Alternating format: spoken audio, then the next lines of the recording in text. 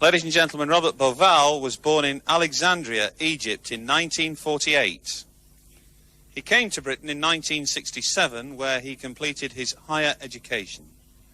After graduating in construction engineering in 1973 in London, he worked in various parts of Africa and the Middle East until 1985. In 1986, he began his research into the pyramid texts, the Giza monuments, and their association with astronomy.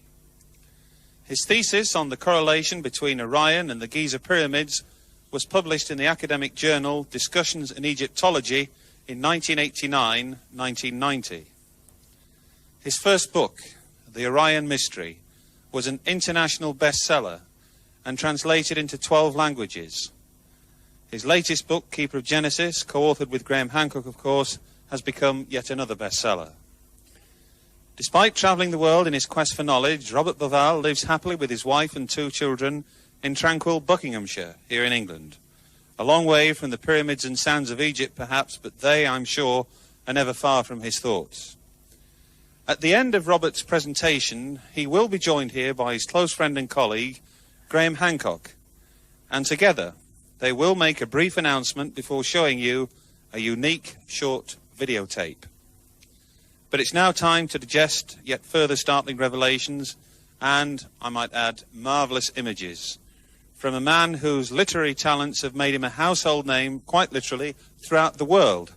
Ladies and gentlemen, your appreciation, please, as you welcome Mr. Robert Bauval.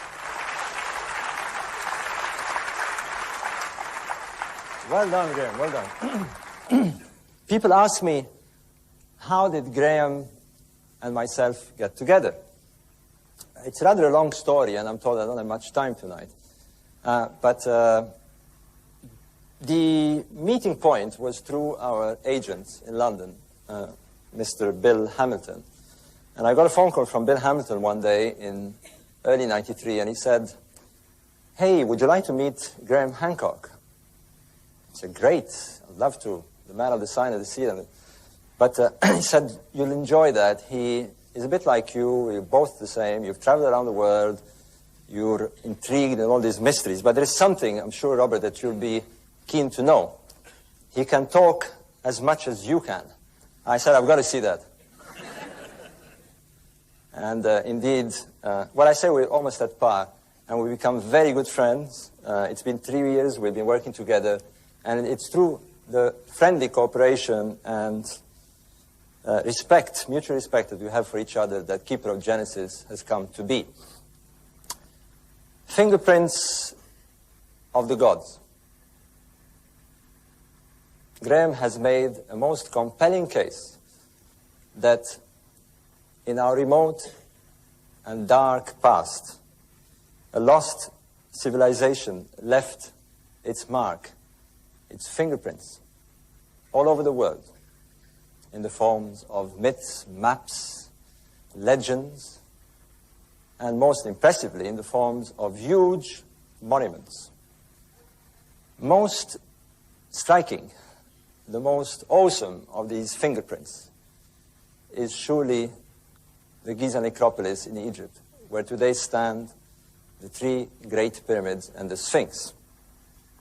Now, there is a curious tradition, curious legends, stories. Indeed, even the ancient Egyptians themselves speak of survivors of the gods that made their way to Egypt long, long before their own civilization matured, and there brought with them a legacy of knowledge, of wisdom. And underneath the Giza necropolis, somewhere below where stand the 3 great pyramids and the Sphinx, was buried or concealed hermetically this body of knowledge in the form of sacred writings, in the form of records, possibly a hall of records from this lost civilization. Now, all Egyptologists, archaeologists, philologists, every single ist on this planet rejects this sort of theories, this sort of stories. To them, this is merely myth, legends, not worthy of any attention. But as you will see, we believe that this particular myth is rooted in reality. And what I will endeavor to do tonight is to take you on a quest. The whole idea is for you to join me, and of course Graham, on this quest for the hidden legacy of mankind. Is there or is there not something there for us to retrieve? And the best way to do it is to ask not the Egyptologists, indeed to ask the very people who might have been involved in this matter of the legacy, the ancient Egyptians themselves. I propose that tonight we shall let them speak. We shall let the pyramid builders speak to us across time, and they shall speak to us, as you will see, using a most extraordinary and precise language, a language that all of us can understand once we can break into the coding system. And it is very simple, provided that we understand the principles upon which this language is based. So, I want you to imagine yourselves going to Egypt and going to the Giza necropolis, and there undertaking the quest, the search, the investigation, and see where it leads, step by step. There, you are in front of the Giza necropolis, and you meet the Great Sphinx of Giza, keeper of the necropolis. Behind him is the so-called second pyramid of, supposedly, as Graham explained, the pharaoh Khafra, who reigned in 2500 BC or so. And you wonder, you look at this and you wonder, because that's what this is about, is to provoke an enormous question in your mind. What is this? Who left this? What for?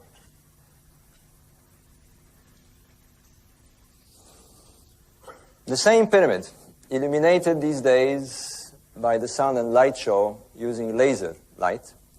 This is about sunset.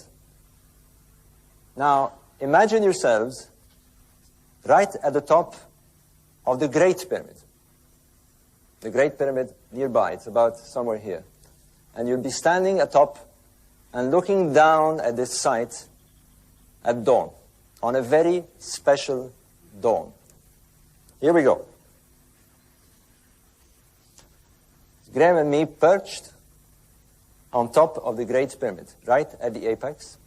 And we're looking down towards the Sphinx. And here is the pyramid you saw illuminated, the second pyramid, casting shadows with the rising sun, casting the shadow of the rising sun on the spring equinox. This picture was taken by Santa, Graham's wife, on the 22nd of March this year.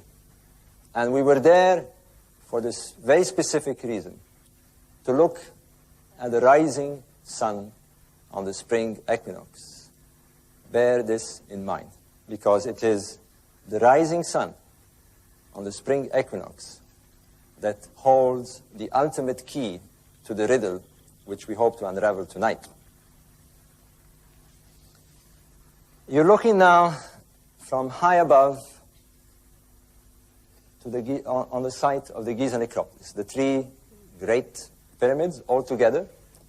Here you have the Great Pyramid, supposedly built by Cheops, the one that you were looking at, the second pyramid. You were standing up there, by the way, looking down this way. And I was pointing somewhere in this direction towards a monument. And here, the so-called third, smaller pyramid.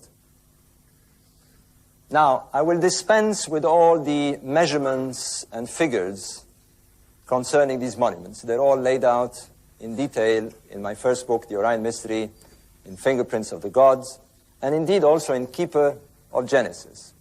So let's dispense with this. But I want you to grasp in your mind the awesome scale of this project, the awesome, gigantic scale that you're looking at here. And to do that, in this picture is the Great Sphinx of Giza. It is as long as a city block, as high as a 10-story building, much higher than this ceiling above me. And it is in this picture. Here it is, like a little dinky toy compared to the three giants in the back. That is what you are looking at here. 15 million tons of material, quarried, hauled, cut into perfect blocks, and raised in perfect geometrical shapes. The Great Pyramid stands 480 feet above ground level. It contains 6.5 million tons of material, set in perfect geometrical shape and set, as you will see soon, in perfect astronomical alignment. And you open your guidebook, you open your Egyptological books that you might have, and the first thing that you're told about these monuments is that they are tombs. They are tombs to house the body of 3 pharaohs. 3 pharaohs who wanted their names, their grandeur, their power to be known forever and forever. That is why they built these monuments, in order that posterity knows how great and powerful they were. That is what you would be told. And here is when you strike the first problem. You're looking inside a graphic representation of the so-called King's Chamber inside the Great Pyramid. This is a graphic representation done by one of the engravers of Napoleon, representing apparently when the Arabs opened the Great Pyramid in the 9th century. In any case, they found no inscriptions either inside or outside the Great Pyramid, or indeed in any of the other pyramids at Giza. And indeed, as Graham pointed out, and I will emphasize later on the Sphinx, these monuments are totally and utterly anonymous. And here comes the question. If we are dealing with powerful, megalomaniac, eccentric kings who wanted everyone to know how powerful they were, where is their names? Why did they not tell us who built those monuments and why? It does not make sense. Now, if there is an Egyptologist in the crowd, I would be told immediately that this is not quite true. Above the ceiling of the King's Chamber, as you will see later on in other slides, there are 5 so-called relief chambers. Egyptologists are not quite sure what these chambers are about. But in any case, in 1837, when these chambers were discovered, the discoverers announced that they had found graffiti written supposedly by some workmen, and on one of these graffitis, the name of Khufu, Cheops, apparently could be read. There is a lot of doubt as to the authenticity of this graffiti. It has even been suggested that the explorers who opened the chambers above may have hoaxed it. And they had plenty of reasons to do so. They had been researching there for months on end without finding anything.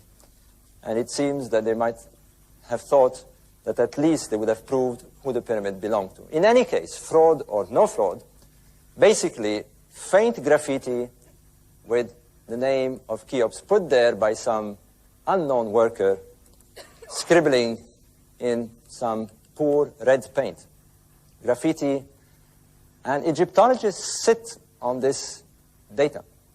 They consider it more than enough to attribute this monument to King Cheops. Well, ladies and gentlemen, if you go by these standards, then many buildings around the world, Empire State Building, Canary Wharf, and perhaps the public toilets in Trafalgar Square, belong to somebody called Kilroy.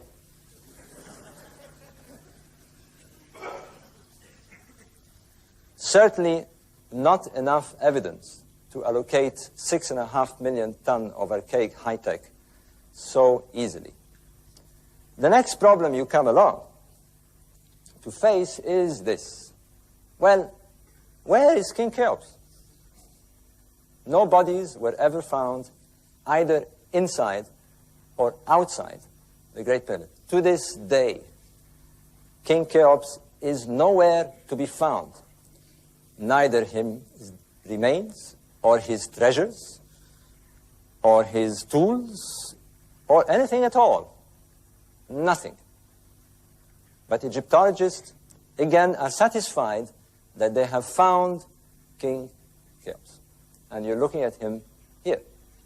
It is a statue that was found 600 kilometers, miles, 1,000 kilometers to the south of the Great Pyramid. And on this statue, again, faintly inscribed what looks like the name of this king. You're looking at a rather enlarged photograph of this statue. If you look at my fingers, it is about that big. We're supposed to go home because the mystery is solved. This is it. We have found King Cheops. Here he is. He's in a little glass box in some corner of the Cairo Museum, passed by and ignored by all the tourists because they can hardly see that puny little thing representing the great builder of the Great Pyramid. Again, very flimsy evidence indeed. But is it possible that the pyramid builders and their monuments were not mute, that they did speak eloquently, that they spoke most powerfully, but not in the language that Egyptologists are accustomed to, that they spoke the universal language that we would call today scientific language? And let's examine this possibility. Because one thing that you will also read in Egyptological textbooks is that it is a fact. It is not a question of theory. It is a fact that the Great Pyramid is perfectly constructed in scientific manner. Let me explain what this means. You're looking at an overhead of the Great Pyramid. It is set on a square base, an area of 13 acres, a gigantic area. Apparently you can put 22 tennis courts in that area. It's enormous. The side of that square measures 230 meters, 750 feet. Were you to walk all around the Great Pyramid, you'll be walking almost a kilometer. That is what you're confronted with. But that square is so perfectly square, so perfectly set on the ground. The angles of each corner is as close as, damn it, to 90 degrees. And in order to achieve this then and now, we need to apply very, very careful surveying techniques. I speak, I must say, with a certain amount of experience. I'm a construction engineer, and I've set out monuments myself and buildings in very difficult conditions. And I can tell you that you need a very good surveyor with very good instruments to do this. One of the things you need to do, once you've set the rough corners of the square, is to ensure that the square is perfectly locked with the diagonal. And that is how you know that you've got on the ground a perfect square. But here is something odd with this monument. because when they built the monument, they left an outcrop of rock measuring 7 meters high, a bit lower than the ceiling, but certainly high enough for the builders not to be able to see across the diagonals. To cut a long story short, what this means is that we're dealing with very, very good surveyors. Very good surveyors, because they achieved what we today would have difficulty in achieving in those circumstances. We've got to accept this as a matter of fact. What is also a matter of fact, and most incredibly still, is that they set this square such that each face is perfectly directed to a cardinal point, a cardinal direction. This means that this face, this is the eastern face, is directed perfectly due east, due south, due west, and due north. Here is this dark blob that you see here is the entrance of the Great Pyramid. And you will see that all the corridors, galleries, chambers, and shafts, as you will see, are directed along the north-south axis, what we call the meridian axis in astronomy. To such a precision that, again, we are astounded today. 5% of a single degree. That is Swiss watch precision. Take it from me. And therefore we must contend with something else, because you cannot achieve this precision. Not then, not now. Unless you aim at the passage of a star along what we call the meridian axis of the sky. You need a pinpoint of light to aim at to get that kind of precision. Not the sun, not the moon, not a piece of stick. It can only be done with the passage of a star. It is, again, a fact. Let me explain what this means. You know that am I blocking the view there, by the way, because I keep walking around? The stars, the sun, the moon, the planets, all rise in the east. And they rise and culminate at the meridian. They reach their highest point in their transition at the meridian every day. And then they slowly descend and set in the west. This monument, there is no doubt, is locked to the passage of a star at the meridian. The question is, which star and when? And why?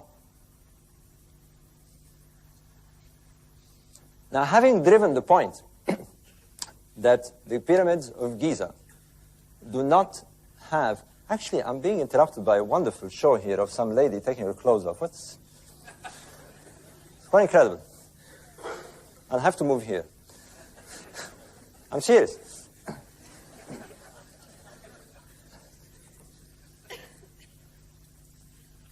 Having driven the point that the pyramid builders of Giza did not use hieroglyphic texts, but seemed to be using astronomy somehow to express themselves, not one single word, here you come to another anomaly, another problem. You're looking at pyramids of the 5th and 6th dynasty, the kings who followed immediately the Giza builders.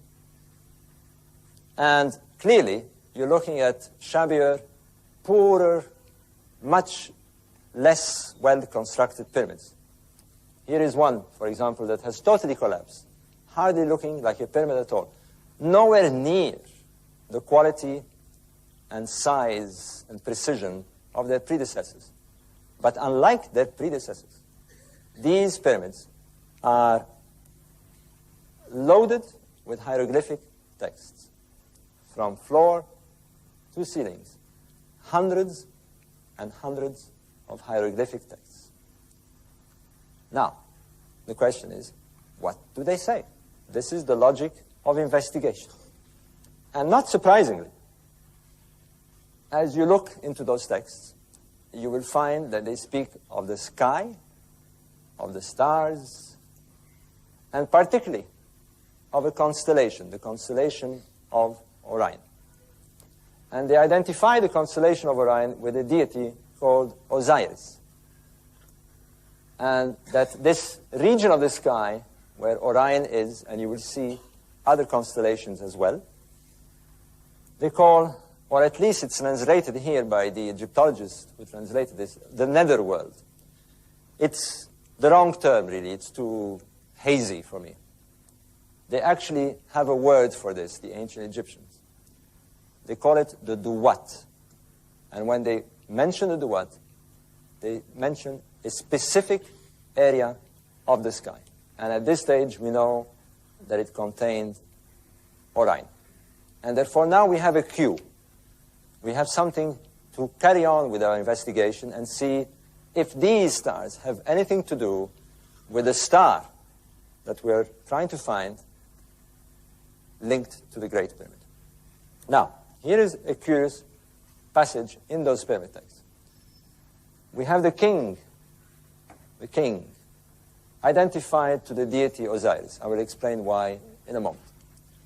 But here is the interesting thing. We have the pyramid identified to Osiris. The construction of the pyramid identified to Osiris. Now this is very interesting, because if you make the transposition between Osiris and his stellar counterpart, Orion, then what we're being told here is to look into a connection between the pyramid and the constellation of Orion. That, again, is the process of investigational logic. Now, what we seem to have here, unavoidably, is a hieroglyphic language veiling a more powerful, a more scientific language. I will coin the word astroglyphics. We have hieroglyphics veiling astroglyphics. That's what we've got. Now, let's see what this means. Let me explain what you see, because those pictures are rather small. Here is the Giza necropolis with the Sphinx and those pyramids, anonymous but containing powerful astronomical alignments to the stars, and seemingly related, or inviting us to relate them to something to do with the constellation of Orion at this stage. Whereas here we have the immediate later pyramids with chambers loaded with hieroglyphic texts. And what we should normally do, according to my logic, is that we should take this allegorical language of astronomy and put it back in its original images, in its original glyphs, if you like. They're astroglyphs, to look at the parts of the sky which they invite us to consider and try and make sense as to what they're trying to tell us, and particularly what these people were trying to do. This is the right approach. I will give you a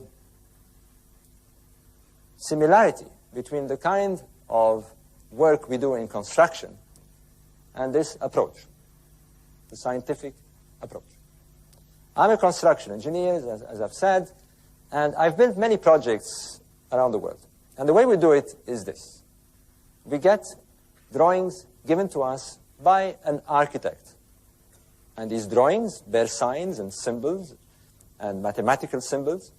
And our job is to convert these back into the original idea, to actually build what the architect had in mind. What he doesn't want us to do is to look at these drawings and write a story about them, write a book about them. We are simply taking them in the wrong direction. And I give a little analogy as to how this kind of problems work. As children, we all played a little game, we used to call it in France the broken telephone.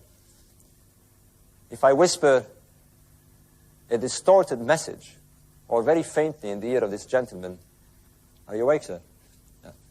Sitting there, and he would pass on the message by whispering down the line, and so forth and so forth. By the time it gets to the last person on the row, it is all distorted. We know how this works. We used to play this at school.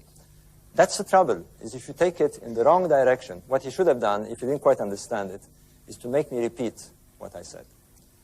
And this is basically what we're asking, or they're asking us. We have to get back in the right direction. Well, the problem is that this isn't at all what classical Egyptologists have done. When the coding of the hieroglyphic texts was broken in 1822, it fell into the hands of classical scholars, classical academics, most of them at the time studying cultures like ancient Greece and so forth. There was no science of Egyptology, as a matter of fact. And overnight, the science of Egyptology, we are told, was born. Being classical academics, what they did was to take these texts and translate them in classical languages and in our own modern languages, in English, in French, in Italian, in German, and that is what they did. And what they've done, really, is they've taken it in the wrong direction, because it suddenly began to appear to them as some sort of bizarre mumbo-jumbo of superstitious priests writing about the skies and their pharaohs in what appeared to them totally incomprehensible means. So, there are passages there, I'll go very briefly, because this is a typical example of the sort of thing that happened and is still happening. There's a passage that reads the Duat, this region that we have identified to the region of Orion and to Osiris. The Duat beats your feet to the dwelling place of Orion. And another one has been translated as the Duat beats your hands to the dwelling place of Orion. Although we can still discern the astronomical lingo through those translations, they begin to get distorted. They appear, indeed, to be some mumbo-jumbo. That is what you get. And really, what we've done is, for the last 15 years, we've been arguing that the direction is this way. Right? The classical Egyptologists refuse to consider this direction, for the simple reason that they don't believe that the ancient builders were any good astronomers. Indeed, that they knew very little about astronomy, or any science as we understand science today. That is the problem. But it stands out like a sore thumb that the people we're dealing with here not only knew about astronomy, as you will see, but could understand the way astronomy, the skies, could be used to convey information and messages through the ages. So let's examine that possibility. Let's see what the ancient Egyptians themselves had to say. And what they tell us with force, one thing they insist upon over and over again in their texts, is that their civilization was a legacy from the gods. That they got their civilization handed down, brought down by the gods. And this is how they tell us the story. They tell us that the universal deity, Atum, who manifested himself in the sun as Atum-Ra, self-created a couple. In turn, this couple created the earth goddess, the sky goddess and the earth god.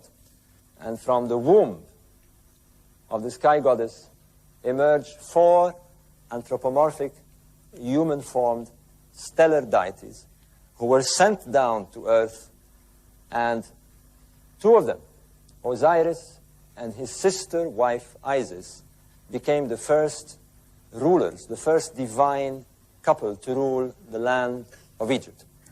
A land and a kingdom established in a period they call Tep Zepi, literally translating as the first time. They established a kingdom of the first time in Egypt. Tep Zepi, what we would call today Genesis, the kingdom of Genesis. Now, we are told, too, that this kingdom, this divine kingdom of the first time, was established in the region that today we call the Memphite necropolis, the Memphis region, where today stands the Great Pyramids and the Sphinx. So this is what they tell us. We have to read their texts, and this is what they tell us. Now, we are faced with a sort of Hamlet story. Osiris was killed by his brother, his jealous brother, and his body was cut into 14 pieces, scattered all over the land of Egypt. And his wife, Isis, was left without a child, without a successor to take over this kingdom of the first time. She gathers back all the pieces of the body of Osiris, brings him back to life using her magical powers, and becomes pregnant. And eventually she bears a son called Horus. Horus is the first god king of Egypt. And it is from Horus that emerges the divine line of kings, of pharaohs of Egypt, the Horus kings. They believe themselves to be the reincarnation, the bodily reincarnation of Horus, the sons of Osiris. That is the myth. This is what they tell us. Meanwhile, they tell us what happened to Osiris. They tell us in no uncertain terms that he departed back to the gods, back to the sky, and established another kingdom in the sky, another kingdom of the first time. And this kingdom, they called, as I've said, the Duat. The Duat. So let's have a good look at this Duat. They are attracting our attention to a part of the sky with great significance to their myth, their genesis. Here is that part of the sky, or part of that part of the sky, and you can see the constellation of Orion. I'm having problems with my pointer. I wonder if somebody can get me another one. I'll use this one meanwhile. The constellation of Orion, with the characteristic 3 stars, the belt stars of Orion's belt. And you can see the constellation of Orion.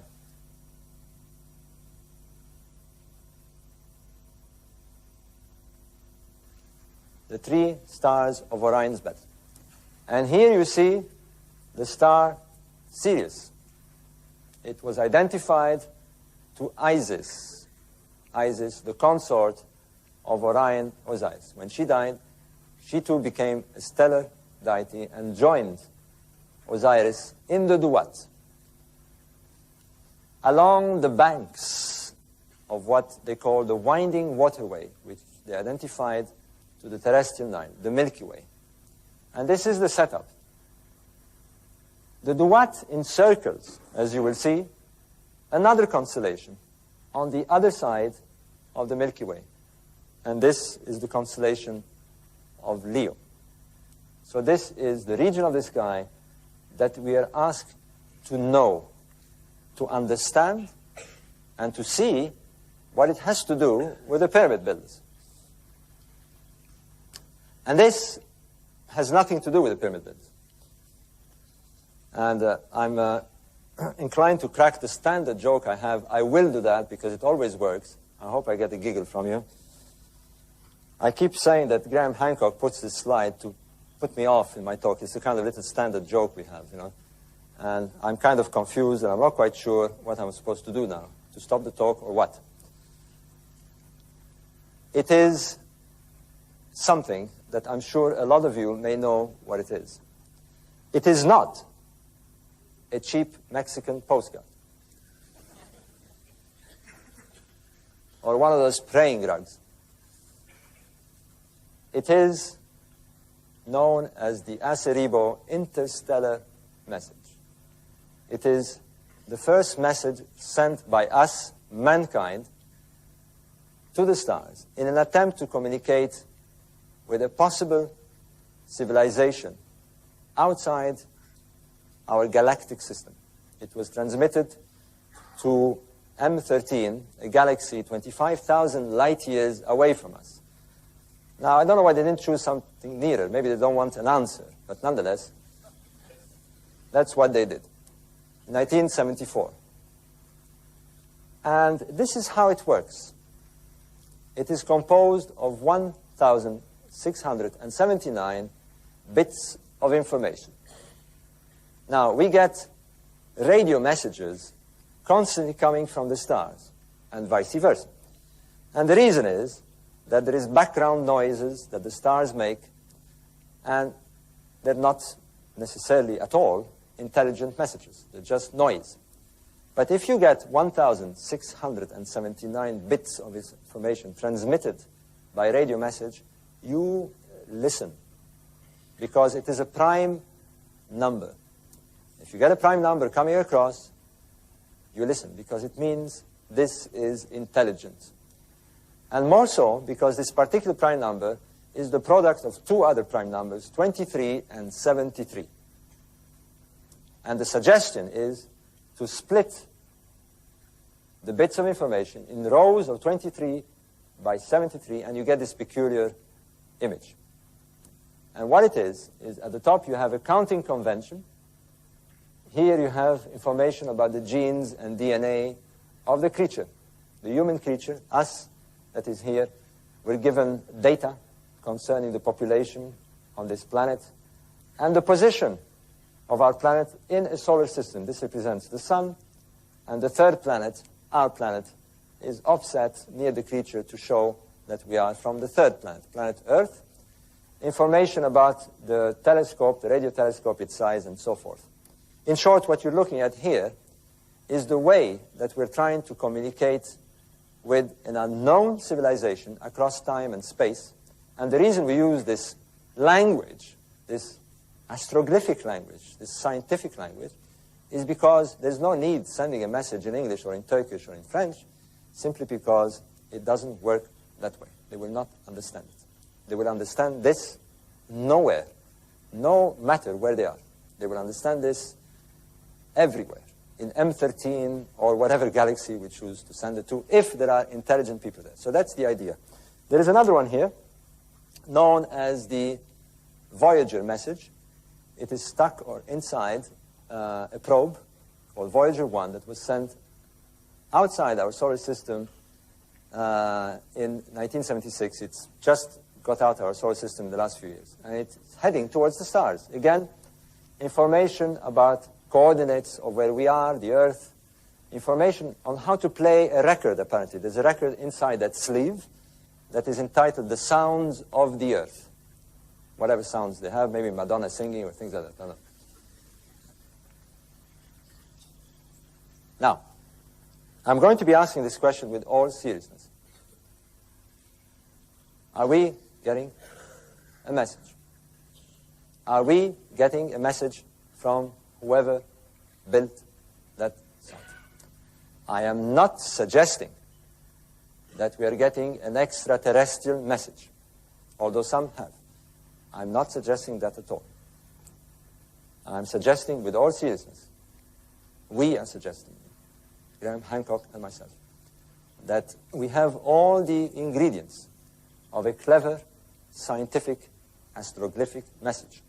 The way that we today are attempting to communicate with some distant civilization existing somewhere else. Are we getting a message across time from a lost source deep into our past? Somebody who's desperately trying to pass on a message. The ingredients are there. The question is it a message or not? Let's look at this more closely.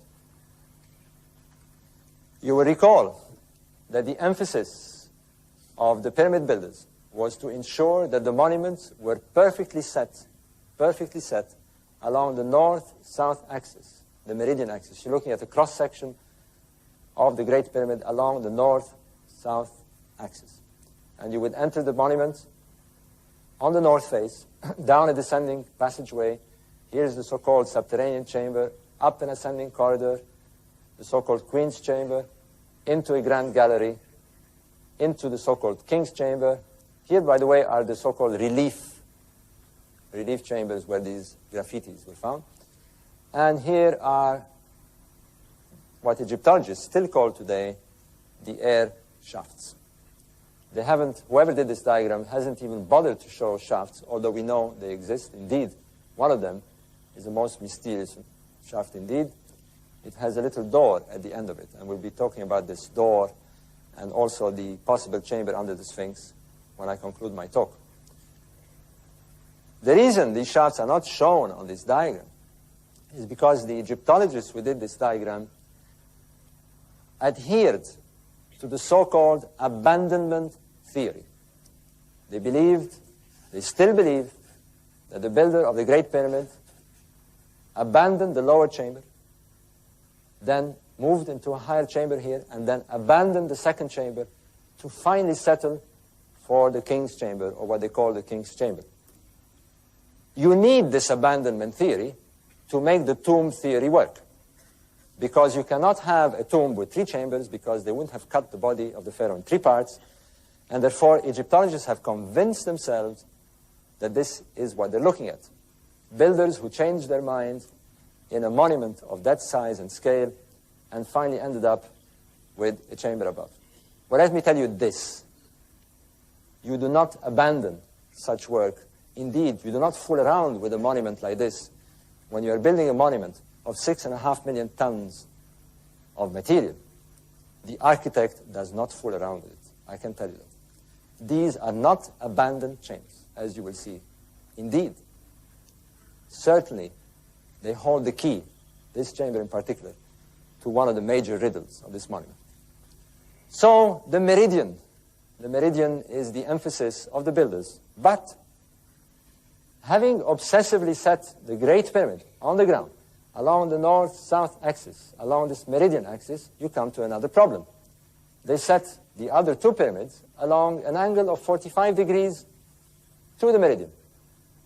And they've set a third, smaller pyramid, offset from that diagonal angle. And you have to ask the question, the next point in the investigation is, why?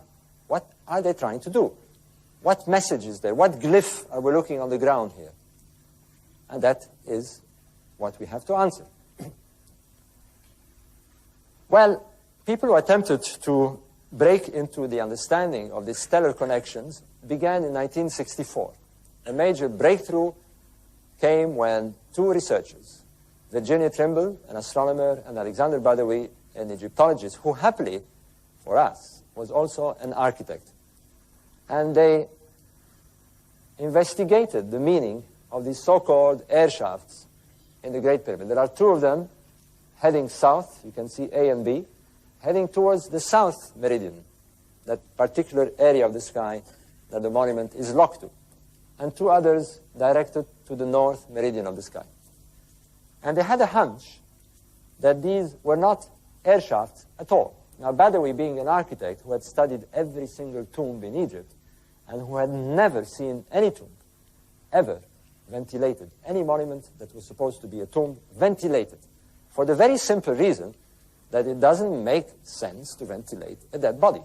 There's no need to ventilate a dead body. It's as if you would take what's in your fridge and put it in the garden. That's the same analogy here. There is no need to ventilate a dead body. But even if they wanted to ventilate a dead body for reasons that they had, they would not build shafts on the incline, because it's a very difficult thing to do if you simply want ventilation. It's the same thing as building a chimney on the incline across this structure. It is a nightmare. It involves all sorts of problems, and it is unnecessary, because what you can do if you really want to ventilate this chamber is to leave a course of the masonry, a horizontal course, with a gap. That's all you need to do, all the way to the outside, and you would achieve ventilation. So obviously, these had a much more important and mysterious significance. And their hunch proved to be correct. They thought that these shafts were linked to the stars. in the same way that the monument was. And what they found out is this. And in order to work out which stars and when, they had a hunch, of course, that it had something to do with the constellation of Orion, this constellation in the Duat of Osiris. And they had to use what Graham explained briefly, the precession phenomena, the precession of the equinoxes. And I will explain this extremely quickly because I want to dispense with all the jargon. Precession is one of those things that for some incredible reason we are not very familiar with it in the general daily knowledge that we have. We all know, we've known since we're children, we're taught this at school, that the Earth is a globe, that it rotates on its axis in 24 hours. We know that. We get the effect of night and day. Every schoolboy knows this. We know that the Earth revolves around the sun in 365 days and a quarter, and we get the effects of the season. But this planet has a third motion.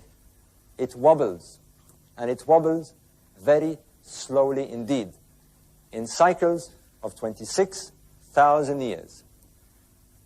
We do not feel this wobble. What appears to happen is that if you were to observe the precessional cycle, now we can do that by using computers today. You can have the sky on your monitor screen, use a precessional program, and press the button and say, precess the sky, and the sky would appear to move in cycles of 26,000 years. And the effect you have is this. The sky, the star field, appears to seesaw backwards and forwards in 26,000 years. That is it. That is precession. That's all you need to know, and indeed, it's as simple as that.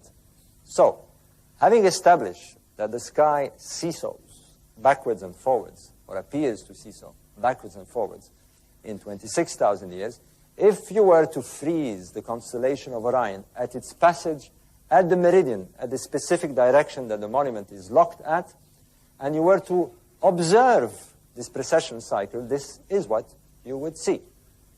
The constellation of Orion would begin its present cycle in about 10,500 BC. At the time of the Pyramid Age, 2,450 BC or so, it would be at 45 degrees altitude as seen from the Great Pyramid. And today, roughly today, it would have reached its maximum position in that cycle. And then it would begin to go down in a couple of centuries and start another cycle. In short, up and down in cycles of 26,000 years.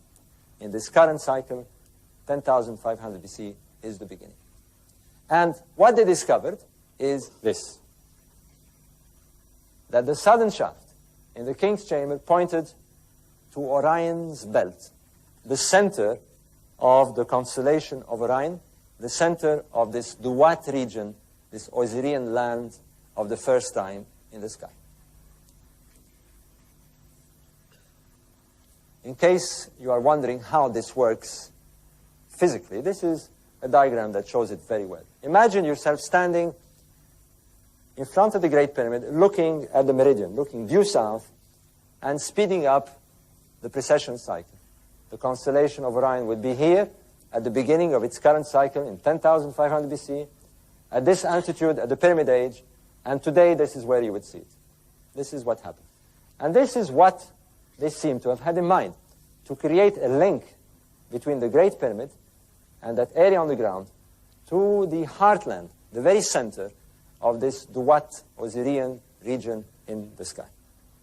And here we come to some interesting terminology, because they had a name for this region in the sky, this central region. They called it Ros Tau. It literally means the entrance to the afterworld. And because we're dealing with a stellar world, I will use the terminology that the BBC used when they did the documentary on the Orion Mystery. They used the terminology, the gateway to the stars. Or if you prefer the Hollywood version, the Stargate. The Stargate. You will see that this stargate is also a time gate. But let's carry on with the sequence of our logic. Now here is another odd thing. They had a name for the area where stands the three pyramids and the Sphinx, the Giza necropolis. We call this the Giza necropolis. They called it Rostau. They also called it the Stargate. And therefore what you have here is two stargates, one on the ground, one in the sky, linked by a shaft. That is what we have. Now, 20 years after Badawi and Virginia Trimble in 1983, I came along and I worked out the alignment of the southern shaft in the Queen's Chamber, the so-called abandoned chamber with its abandoned shafts. And I worked out the alignment, and not surprisingly, I found out that it pointed to the star Sirius, the star of Isis, the companion of Osiris Orion. And therefore, it was obvious that the pyramids were not mute at all. They were expressing themselves in very powerful stellar language, in these astroglyphic means. And they were directing our attention to these specific stars in the sky. And that is what they want us to do. They went to a lot of trouble to do that. And we should follow the cues. They tell me that the human mind works like a hologram, that you have a left brain and a right brain, and somewhere in the middle is an interface, and you get those bright ideas in the morning, like who's supposed to do the dishes tonight, and things like that. I'm not sure how it works. I don't sense a left brain and a right brain, but I know that something of the sort happened in my mind in 1983, because I began to look at that Duat region, that sky region, with the Milky Way, the Celestial Night, and so forth, and I was thinking pyramids. I began to think in a sort of dualistic form, like those people who wrote the texts. As above, so below type of thinking. And when I isolated all the pyramids of the 4th dynasty, here are those Rostau pyramids, those Giza pyramids, those gateway pyramids, I began to see that there was quite a striking similarity with the Milky Way and the Nile and the layout of the pyramids. And the next thing that was obvious to do, those three stars on the belt of Orion. And here is a picture taken by the Lowell Observatory. And as I drew a line across the two stars of equal magnitude, or equal size, apparently, I noticed that the third smaller star was offset to the left or to the east. And I quickly realized that what you had was a correlation. That the monuments on the ground, the Rostau on the ground, was in correlation with its counterpart in the sky. Now, there was a problem, and this is it. This is what they must have had in mind, to correlate those three holographic stars, architectural stars, call them what you like, with these three stars in the sky. The land, the heartland, the Rostau of the Duats, with those three pyramids representing the Rostau, the gateway on the ground. Now, this is what they must have had in mind. But there is a problem. And here it is. If you were to observe the passage of the three stars of Orion's belt, the Rostau stars, at the meridian in 2500 BC, although the images are the same, the picture of the stars appears to be tilted far too much at an angle of 75 degrees to the meridian, not matching what you have on the ground. This is a bit dark because of the light. Here is the first, second, and third pyramid, with its characteristic direction of 45 degrees to the meridian. The stars appear to be in the wrong place at that date. the wrong place. Well, perhaps the question should be formulated in a different way. Maybe the stars are not in the wrong place, but at the wrong time. And the word time, like these holographic thoughts, began to float in my mind.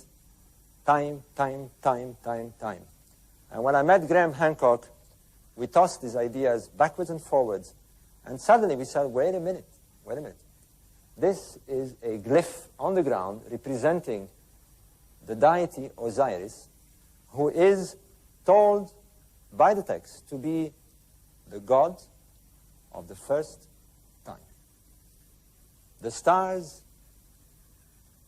have a first time, and that in our current precession cycle, they begin their cycle. They have their first time in 10,500 BC.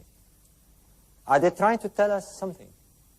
Are they trying to tell us, consider these stars, you know now what to look at. But remember, they have to do with the first time of this deity. And we tried it. And when we did that, when we brought the stars down on our computer to 10,500 BC, at the beginning, at the first time of their cycle, we got a lock. The stars conveniently moved and settled at 45 degrees. Let me explain how this works, how you can do it on your computers. This is not speculation. This is not theory. This is astronomical fact. The question is not whether this is a fact or not, it's whether this is a coincidence. And I hope to convince you as I go along that it is nothing of the sort. You're looking at a computer reconstruction of the sky in 2500 BC. And here is the three stars of Orion's belt crossing the meridian in 2500 BC. And you can see that they are slanted sharply at about 75 degrees to the meridian. And the Milky Way, too, is kind of skew with. But if we go to the beginning of the current precession cycle, to the first time of the stars, this is what we have. In 10,500 BC, the stars conveniently lock at the angle required to match them on the ground, and so does the Milky Way align itself with its counterpart in the sky. If it is a coincidence, it is 1,000,000 to 1 coincidence. But let me drive this point strongly. And it's important, because if we are right, and I believe we are, then the implications are tremendous. And this information will lead us precisely to where the legacy is, as you will see. Here is a computer reconstruction of the belt stars in 2500 BC. I've superimposed a protractor on the screen. Here is the meridian, and here are the three stars crossing the meridian at their angle of 75 degrees in 2500 BC. What we would like them to be is to match the 45-degree angle that is achieved by the three pyramids. And when you go down to their first time in 10,500 BC, this is what happens. They lock. Facts. Verifiable facts. What they're telling us is that the land where these pyramids stand, this glyph of Osiris, the glyph of Osiris, the god of the first time, is done on the ground in a manner that represents the stars as they were seen in the first time. That is the message. This is the land of the first time, or if you prefer, the land of Genesis. Let's check this out. The first indication that we weren't looking at a coincidence was this. Although they called the necropolis Rostau, they had another name for it. They called it the horizon. It's as if they imagined the three pyramids with the Sphinx, as you shall see also within that area, encompassed by an artificial horizon on the ground. And it's divided into two parts. We've said that the eastern horizon is where the stars rise, and curiously here on the western side of this artificial horizon, at 27 degrees from the center of the horizon, at a bearing of 27 degrees, are three little pyramids on the edge of the artificial horizon. It's inviting us to consider the setting of certain stars. These three pyramids look like a reduced scale model of the other three, but not at an angle of 45 degrees to the meridian, but at a right angle, east-west. The stars set in the west. If we look at the three stars of Orion's belt setting in the west in 10,500 BC, we again get a lock. Here they are at a bearing of 27 degrees from the center of the artificial horizon. In fact, what we've got is a reproduction of the artificial horizon mimicking what is on the real horizon. Again, a lock. But there is something else that is extremely important about those stars and that date. And this is it. When the stars of Orion's belt, when this gateway, this stargate, strikes the meridian in 10,500 BC, when they strike to match the pattern on the ground of their counterparts, they do so at a very specific time, and that it only occurs, I emphasize, in 10,500 BC. They strike the meridian when the sun is rising due east on the day of the spring equinox. Remember Graham and me standing atop of the pyramid, looking down and pointing somewhere on the day of the spring equinox. Because what we're pointing at is this. And let me explain before what has happened, before you see this thing that we're trying to see in the sky. We have, in a sense, traveled through a stargate. Our mind now has gone through a time gate. We have gone down to the skies of 10,500 BC. We are now in the skies of 10,500 BC, and we have followed the clues. Consider this constellation. Think of it in terms of its first time. We go and we get a lock. Now consider that this happens and only happens in 10,500 BC when the sun is rising on the spring equinox. They're drawing our attention to the rising sun on the spring equinox. There's something important there in the sky that they desperately want us to know about. If we are intelligent, if we can get the prime number transmitted, that's what they're doing. And what is there? What we're pointing at is the Sphinx. The Sphinx is looking due east on the day of the rising sun at the spring equinox. Now, as all of us know, the sun does not rise at the same place throughout the year. On the day of the summer solstice, it rises here, and if you were at Giza, it would be 28 degrees to the left of due east. It would be rising here. Go 6 months later to the winter solstice, and it would be rising here 28 degrees to the right of due east. And on the equinox, it rises due east. The Sphinx is gazing due east on the day of the spring equinox. In fact, this picture was taken on the day of the spring equinox this year. So the Sphinx is without question an equinoctial marker. And in this case, the clue is an equinoctial marker of the spring. We are asked to consider and to see in the sky what the Sphinx is looking at on that spring equinox in 10,500 BC. What can there be for us to be so interested and for them to have gone to all this trouble to convey the message? I will dispense with the identification of the Sphinx. Graham has so eloquently described the argument. There is no question about the Sphinx being an image of Khafra. It is not Khafra. It is a fact. This is established.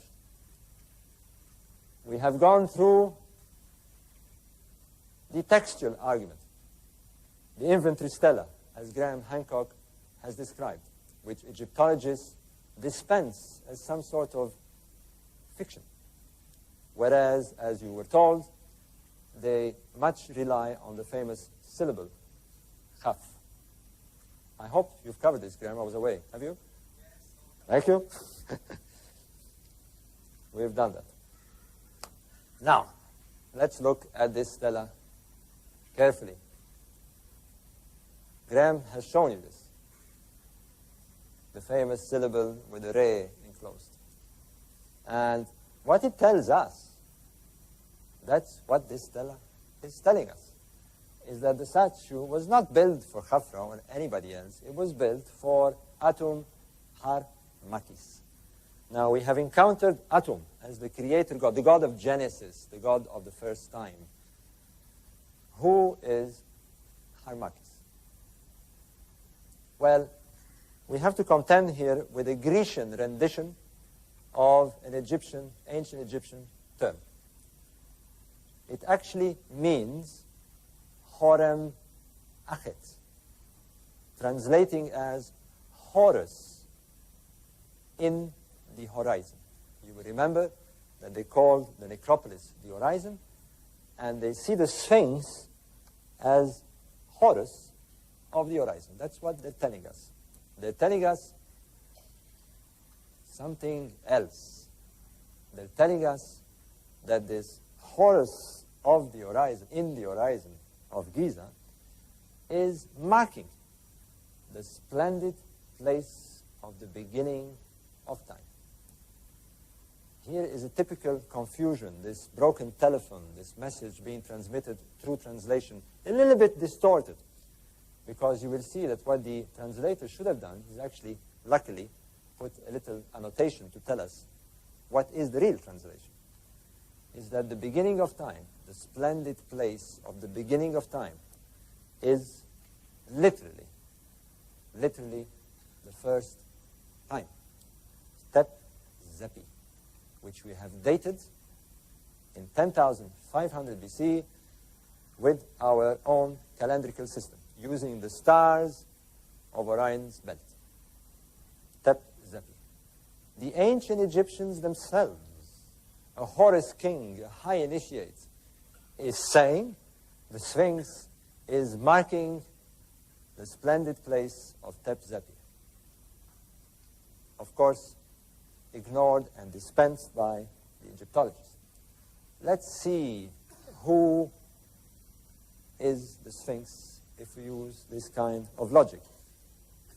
They tell us Horem Achet, Horus in the horizon. Well, we can understand this. Horus is a deity, the son of Osiris, at the first time, and they speak of the Sphinx being a marker of the first time. Well, we have a date now. Horus in the horizon. But they also nominate the Sphinx Hor Acti, with a subtle difference. Horus of the horizon. Remember this dual way of playing around with their thoughts. Clearly, they're inviting us to consider a celestial Horus of the horizon. One they call Hor Acti, Horus of the real horizon. Let's examine this. But first, let's deal with another anomalistic situation with Egyptologists. They say that the pyramid builders and those who composed the pyramid texts did not mention the Sphinx. Indeed, the ancient Egyptians do not talk about the Sphinx, Egyptologists tell us, until the New Kingdom, until Thutmose and other pharaohs put these stelas at Giza and nominate the Sphinx Hor Em Achet and Horakti. They are right. There are no references to Hor Em Achet in the horizon, Horus in the horizon, in the pyramid text. But remember the astroglyphic language. Now, this is like saying that if you were to examine the 4 Gospels, there wouldn't be a reference of Jesus. This was the greatest monument they built then, and surely they would have referred to it. Well, they did.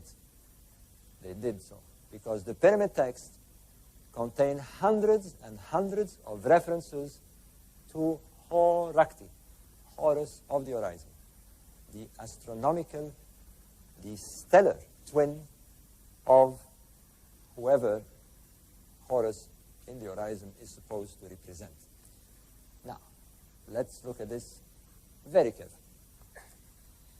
The Horus king undergoes a journey, we are told in the pyramid text. The Horus king is the living son of Osiris, and before he will depart and join Osiris in the sky, he represents the life force on the ground. He represents the sun. There is no question about this.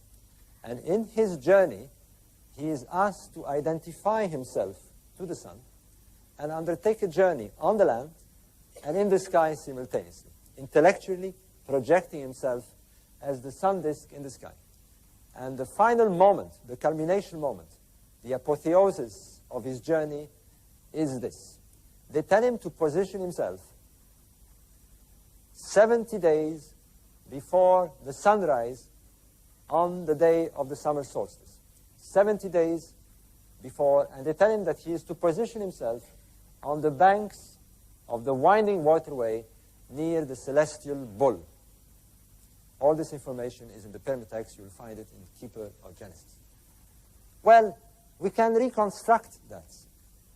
The pyramid texts were compiled in 2500 BC. We set our computer to 2500 BC, and we go to the summer solstice. This is what you would see in the east. In the summer solstice, 70 days before the event. 70 days before the summer solstice. And sure enough, when you do that, again, verifiable facts, you'll find that the sun is indeed positioned next to the bull of the sky, Taurus, on the banks of the Milky Way. They tell us this, and when we check it, it is so.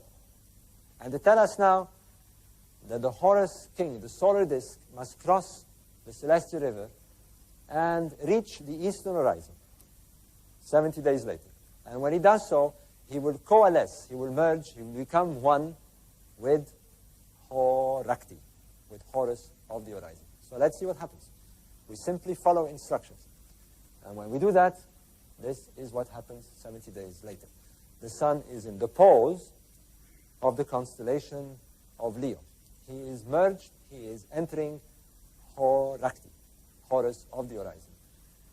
And if Horakti is Leo, and if Horakti is Horem Achet, and if Horem Achet is the Sphinx, then Leo is the counterpart of the Sphinx. He is his celestial twin. It is a fact. Now, there is a problem with this situation. We're looking at the summer solstice of 2500 BC, and it occurs, as we have said, 28 degrees to the right of due east. Remember, the Sphinx looks due east. Now, we know for sure that the ancient Egyptians were extremely clever astronomers. We have shown this. We know for sure that they were capable of aligning monuments to incredible precision, 5% of a single degree on a monument that's 6.5 million tons in weight. They have proved their ability to align monuments to the solstices. One example is this. You're looking at the rising of the sun, this picture taken by Santa Hancock, on the day of the winter solstice at the temple of Karnak. You're looking at the axis of the temple along those marvelous columns, and the sun rising bang on, precisely in the alignment of the axis on the winter solstice. You go on the other side of the Nile, at Luxor, and you're looking at the so-called colossi of Memnon, monuments, statues that weigh 1,000 tons. Very, very difficult to move. And they were aligned perfectly, again, to the rising sun. They gaze at the rising sun at the winter solstice. They knew how to do it, And they knew how to do it with precision and with big monuments. There's no question about it. So, why did they make that radical faux pas, this error? Why does Horus in the horizon, the Sphinx, is he gazing due east and not at his celestial counterpart, Horus of the horizon? Could it be possible that these people who align monuments to 5% of a single degree make a mistake of 28 degrees? Why is Horus of the horizon in the wrong place? Again, are we asking the question in the wrong way? Is it possible that Horus of the horizon, that Leo is not in the wrong place, but at the wrong time? Is there a time when he would align perfectly with his counterpart on the ground? In this way? Well, there is. And for that, we must consider another mechanistic event happening in the sky with the precession of the equinox. We've seen how the precession of the equinox causes Orion's belt to seesaw up and down. Well, what we have also is an effect influencing the position of the sun at the spring equinox, the station of the sun at the spring equinox along what we call the zodiacal belt or the ecliptic belt. You're only seeing half of it here. There is 12 constellations across which the sun appears to travel in its annual course. But because of the precession of the equinoxes, the position where the sun is during the spring equinox. Now, for example, in the Pyramid Age, it would be about here, near the constellation of Taurus. But because of precession, the constellation appear to move like a carousel, so that the point of the spring equinox changes with the background constellation. Let me explain this in visual terms. If you were to stand in front of the Sphinx today, in his pose, looking due east at the spring equinox today, this is what you would see. The sun rising due east on the spring equinox, and the background stars are Pisces and Aquarius. This is the position, the point of the spring equinox. Soon, the constellation of Aquarius will appear to shift so that it occupies the background behind the sun. This is why we say that the age of Aquarius is soon to come. At the time of Jesus, it was the constellation of Pisces. It would have been behind here. This is why the Christians use the iconography of the fish. It was the beginning of the astrological age of Pisces. With the Egyptians, they knew this very well, because here you see the sunrise at the spring equinox in 1400 BC, the time of Tutankhamun, in the constellation of Aries, the ram. And we know that the iconography of the ancient Egyptians at that time was intensely to do with rams. The alleyways at Karnak and at Luxor are ram monuments. And here is the constellation of Taurus. In 2500 BC, that constellation would have been behind the sun. In 2500 BC, the age that the Sphinx is supposed to have been built according to Egyptologists. And at that age, the age of the bull, the Egyptians knew that this was the age of the bull, because they started the so-called Apis cult of the bull, the cult of the Apis bull. We know that the ancient Greeks also did that in the time of the Chronos civilization. They knew that this was the age of the bull. They would have built an equinoctial marker to match the age. They did not. They did not build a gigantic bull. They built a gigantic lion as an equinoctial marker. This is what they had in mind. A marker to mark a certain age. What is that age? Well, it is precisely at the time when the constellation of Orion marks its first time, 10,500 BC.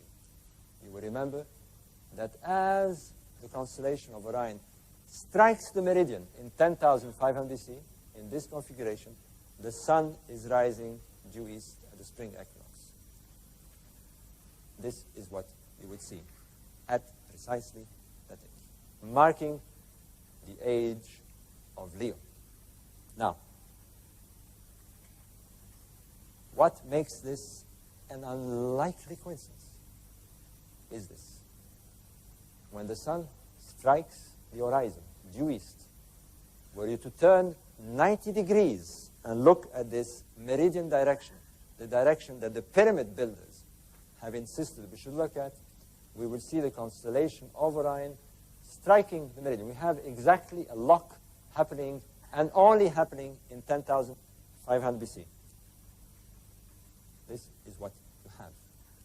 The constellation striking its low point in 10,500 BC at the meridian, mimicking the pattern that you have on the ground with the Sphinx looking due east and with his representation in the sky.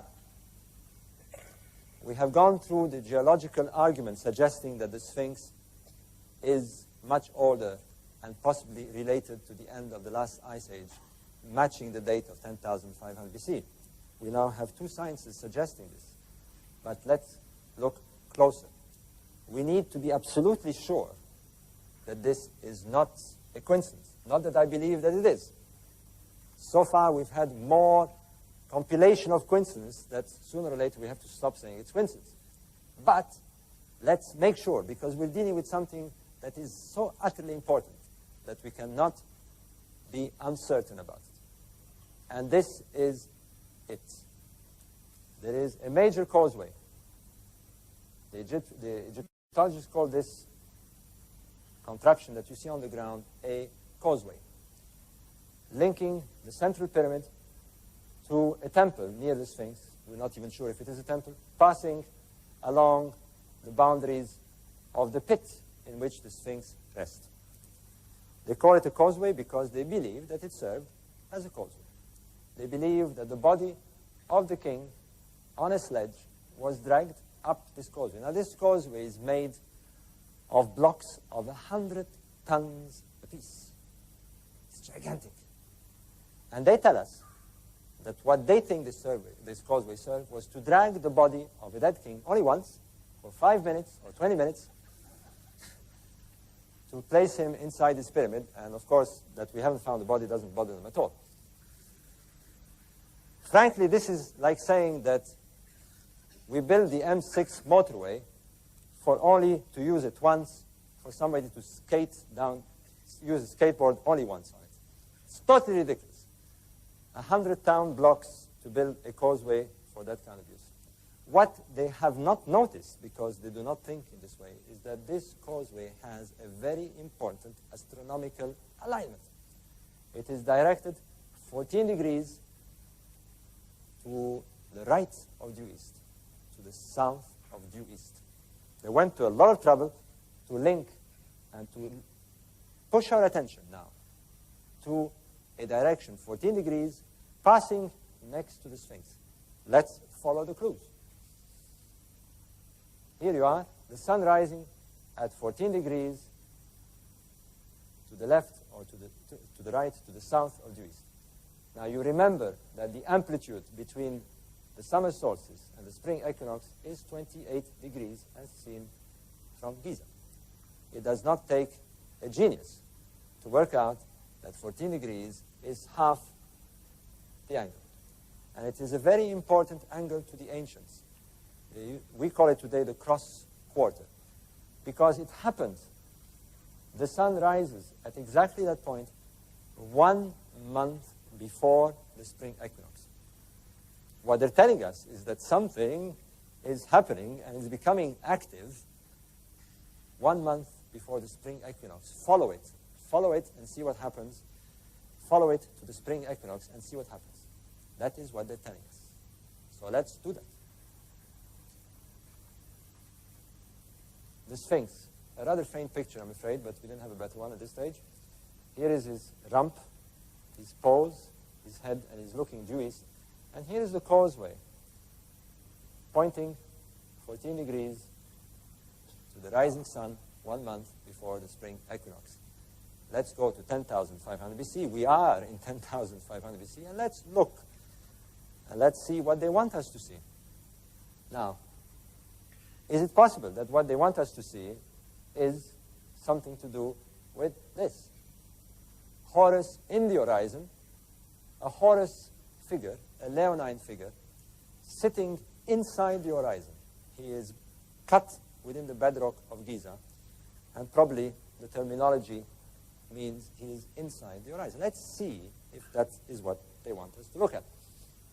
Well, it is, because when we bring the sunrise at 14 degrees on the day that they tell us to do so, along the causeway, we see that the constellation of Leo is half risen, with only its shoulder and head sticking out of the horizon, the real horizon.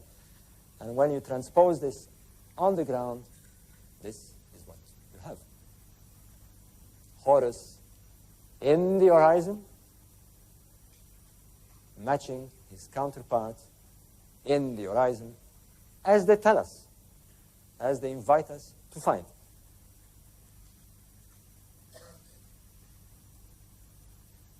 Horus in the horizon, the Sphinx, looking at the Nile, facing the Nile east. In fact, I've transposed a picture of the Sphinx in the sky, looking at the Milky Way. I don't need to use the terrestrial map. I have it in the sky. And they're asking us to consider this point, where the sun is exactly on the day of the spring equinox below the constellation of Leo in 10,500 BC, and only in 10,500 BC. They're drawing our attention to this place, the Genesis place. Do we have a rendezvous in the sky in this place? Is that what they're trying to tell us? Well, let's remember the dualistic language. No. What they're trying to tell us, here is the constellation. Here is the Sphinx. We're looking at a point, at a place they consider to be the Genesis time, 10,500 BC, below the rump of the celestial line. We transpose this on the ground, and this is what we have. A point, a possible chamber, a Genesis chamber. Let's see if I can focus this. There we are. Below the rump of the Sphinx. Now, so far, we have followed the clues step by step, and we have reasoned out, we have spoken these astroglyphs, we have received the message, and we begin to see that they are drawing our attention to this place on the ground. If the clues are right, this is what they're telling us to do. But is there evidence that something is there where there is? Graham may have pointed this out, but when John Anthony West did his geological work in 1991 to 93, they used seismographic equipment and identified a chamber, a rectangular cavity, a chamber underneath the front pose of the Sphinx. We are suggesting that there is a link, and that here we will find the so-called Genesis chamber, perhaps the Hall of Records. Do we have a rendezvous there? Does mankind have a rendezvous with Genesis there? Well, as I'm speaking, in November 1995, somebody entered a tunnel under the Sphinx. A tunnel at the rump of the Sphinx, leading to precisely the place where we have indicated. Who has entered the tunnel? Who is this shadowy figure that we see here? I will end my talk here, and I will hand the floor to Graham Hancock, because I will have an important announcement to make concerning this matter and concerning also what's happening inside the Great Pyramid. Thank you very much.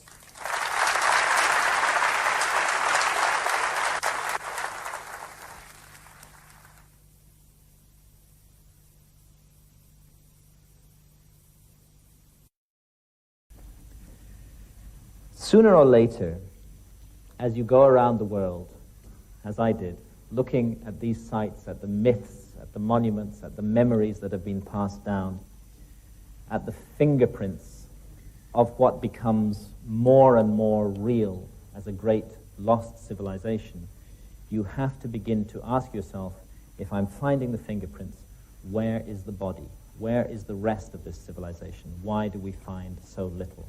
And I'm convinced that the answer to this question lies in the cataclysm that brought the last ice age to an end. And as I said earlier, the ending of the last ice age is an enormous geological mystery, and we do not really understand what brought it to an end. But when you have millions of square miles of 2-mile thick ice melting in just a couple of thousand years, you are by definition looking at a cataclysm. We live on a planet that revolves around a star. In fact, the Earth is revolving around the Sun at 66,600 miles per hour, which means that we've traveled well over 70,000 miles tonight while I've been talking. If you stand on the equator of the Earth, you're spinning with the rotation of the Earth at 1,000 miles per hour. And our planet is subjected to the gravitational pull of the Moon that circles around it, and of neighboring planets in the solar system, and of the Sun itself. With all this massive rotational centrifugal activity, once you become conscious of it, you begin to realize how fragile our environment may really be. And back in the 1950s, a radical theory was proposed to explain the end of the last ice age by Professor Charles Hapgood in the United States. And Hapgood's theory of Earth crust displacement was endorsed fully at the time as to its physics by Albert Einstein. The theory has never been accepted by orthodox geologists, and I'm not sure if it's right, but I think it's worth consideration. Broadly, what Hapgood and Einstein were arguing is that from time to time, the entire outer crust of the Earth can move, shift in one piece around the body of the Earth. And when this happens, land that is in cold parts of the planet, close to one or other of the poles, and thus naturally covered by ice, is moved cataclysmically into warmer parts of the planet, and thus naturally melts very, very rapidly. And at the same time, land that's in warm parts of the planet is shifted into colder parts of the planet. And as I said earlier on, the work on Earth crust displacement that Hapgood and Einstein did has subsequently been refined in a very interesting manner by Rand and Rose Flemath in Canada, whose book, When the Sky Fell, I would urge everybody to read, because it's the most detailed analysis of the Earth crust displacement theory. What this theory offers is an explanation for the sudden ending of the Ice Age. Broadly speaking, it happened, Einstein said, because of the asymmetrical distribution of ice around the poles, the massive buildup of ice at the poles, and all these spinning rotational forces. Sooner or later, a trigger moment is reached, and the precessional wobble of the Earth comes into it, which causes all that asymmetrically deposited ice, that massive weight of ice, to exert sufficient thrust on the crust of the Earth to set the whole crust in motion. And such an idea does explain how we lose a whole civilization, indeed how we lose a whole continent on which such a civilization might have grown up. Because according to the Earth crust displacement theory, the continent of Antarctica, which features in all those ancient maps, was not 17,000 years ago where it is today. Prior to the displacement of the crust, it was much further north, and the Antarctic Peninsula would have been entirely deglaciated and would have offered a comfortable environment for a high civilization to grow up. Then this shifting of the crust, which brings the so-called Ice Age to an end, moves Antarctica dead center onto the Antarctic Circle, and gradually the ice begins to build up over that continent, burying the remains, the body of that great lost civilization. As I say, I don't know if the Earth crust displacement theory is correct. All I do know is that something awful happened to the Earth at the end of the last Ice Age. Maybe it isn't Earth crust displacement. Maybe it's some kind of more radical pole flip which involves the whole Earth moving in space. Maybe it's something to do with our cosmic environment. Recent evidence has come out of a giant comet striking the Earth at around that period, at around the 10th millennium BC. And such a comet, scientists are now seriously arguing, may have been at the root of the worldwide traditions of deluge and disaster that I review in Fingerprints of the Gods. And, well, if we're not all busy exploring Australia from 599 pounds, many of us might have been aware that an enormous meteor recently whizzed by the Earth at a very close range. Such a meteor, were it to strike our planet, would have the capacity to set in motion a nuclear winter, to end civilization as we know it, to force us all to begin again, those of us who survived. The earliest surviving mention of the lost continent of Atlantis was passed down to us by the Greek philosopher Plato. And Plato got his information, he said in the Timaeus, from Solon, an earlier Greek philosopher. And Solon, in turn, and lawmaker, got his information from an Egyptian priest, a priest of Sais in the Delta. And what that priest said, referring to records going back more than 9,000 years before his time, was this. He said that our Earth is periodically visited by a gigantic cataclysm, and that every time this happens, mankind is forced to begin again like children, with no memory of what went before. And I suspect, I really do, that that's what we are. We're a species with amnesia. We're children who've forgotten our own parents.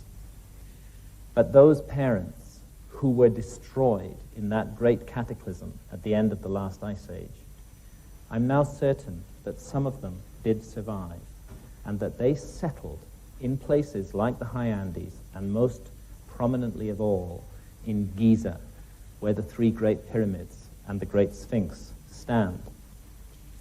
And they, Robert and I are now convinced, found a way to pass down the memory of who they were and of the special, wondrous knowledge that they had to the future. They found a way to wake us up again. They created a kind of alarm clock for the planet, a beacon that would draw people towards it, and at the right time, when conditions were right, would wake us up. And when I look around the world today, amidst all the turmoil and killing and disaster, I also see a sign of hope. I see a great awakening of consciousness amongst open-minded people everywhere. I think that ancient beacon is working.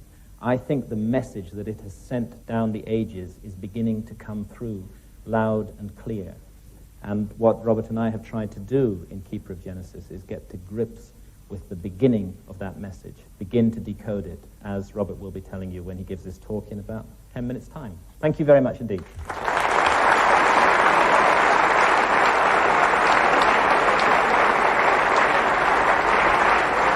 Mr. Graham Hancock, ladies and gentlemen.